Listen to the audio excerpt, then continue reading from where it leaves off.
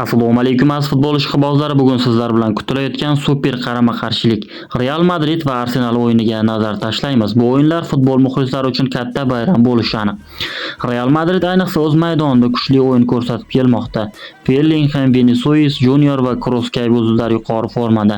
Himoyada esa Rudiger va Carvajal o'z darajasini saqlab turibdi. Arsenal esa Miguel Arteta qo'l ostida o'ziga xos o'yin uslubiga ega. Saka, Martinelli va Jesus kabi yosh va chaqqon futbolchilar bilan ular qarshi hujumlarda xavfli. Shuningdek, Odegaardning maydon markazidagi ijodkorligi ularning asosiy kuchlaridan biridir. O'zaro uchrashuvlar statistikasi ham juda qiziq. Bu ikki jamoa Yevropa arenalarida bir necha bor to'qnash kelgan, ammo har safar yangi tarix yozilgan.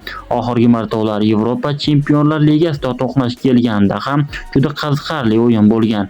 Murabbiylar dueli ham alohida e'tiborga loyiq. Ancelotti va Miguel Arteta ikkalasi ham o'z strategiyasi bilan farq qiladi. Biri tajribaga tayansa, ikkinchisi esa zamonaviy taktikaga ishonadi. Bu o'yinda kim g'alaba qozonadi, kim yarim finalga yo'l oladi? Bu savollarga javob o'yindan keyin aniqlanadi, ammo hozircha sizningcha favorit kim? Izohlarda fikringizni yozib qoldiring. Kanalga obuna bo'lishni, like bosishni va qo'ng'iroqchani yoqishni unutmang. O'yin tugalgach bizda tahlil va gollar bilan yangi video tayyor bo'ladi.